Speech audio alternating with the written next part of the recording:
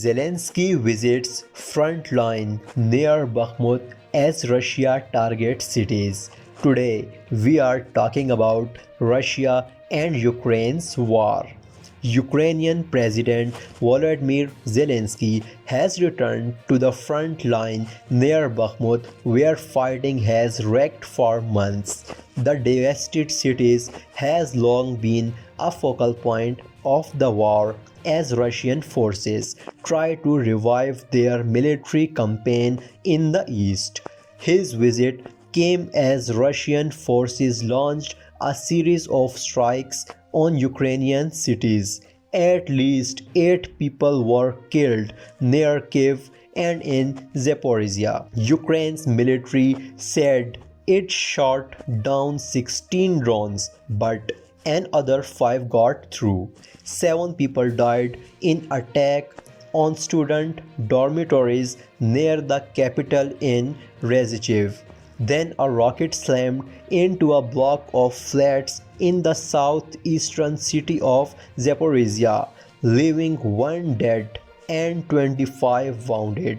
Local leaders said that the number of victims could rise, while President Zelensky condemned Russia's bestial attacks on the civilians. He also visited the eastern front line where Ukrainian forces have held Russia at the bay for more than 7 months. He last visited the area in December. Footage released by the president's office showed him in the old industrial warehouse, giving medals to battle-weary soldiers. "I am honored to be here today," he told servicemen in the east of our country in Donbass, "and to award our heroes, to thank you, to shake your hands." Now, the question is why Bakhmut matters for Russia and Ukraine.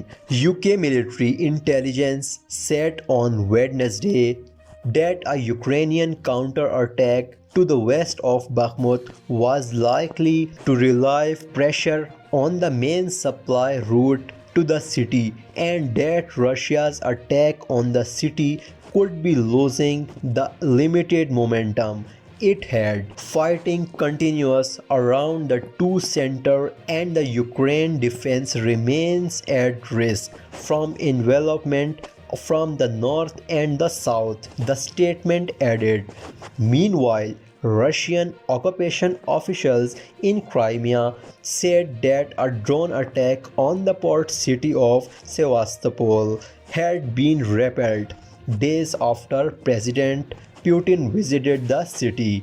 Explosions were reported by residents, but the Russian installed governor said 3 objects targeting the Black Sea fleet had been destroyed and Russian warships were not damaged. There was no comment from Ukraine's military, which said earlier this week it had destroyed missiles destined for the fleet at a rail hub in Dzyanskoye in northern Crimea. Ukraine's cities were hit by drones in the early hours of Wednesday and later by rockets.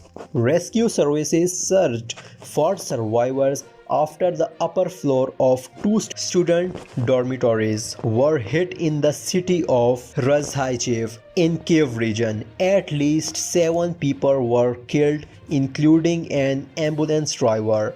Police said among the 9 wounded was an 11-year-old boy. Hours later, 2 missiles crashed into 9-story blocks of flats in Zaporizhia, setting 2 buildings on fire.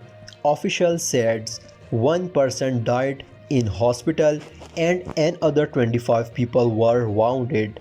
A number of flats were destroyed by the blasts, and an Air Force spokesman indicated they might have been hit by Tornado-S rockets, which have a maximum range of 120 km, means 75 miles. In a tweet, Mr. Zelensky said residential area in Zaporizhia were being targeted and it could not become just another day in Ukraine or in the rest of the world. The Russian attacks came a day after Chinese President Xi Jinping completed a 2-day visit to Moscow, promoting a 12-point peace plan. The Ukrainian president noted that every time someone tries to hear the word peace in the Moscow, another order was given to launch attacks.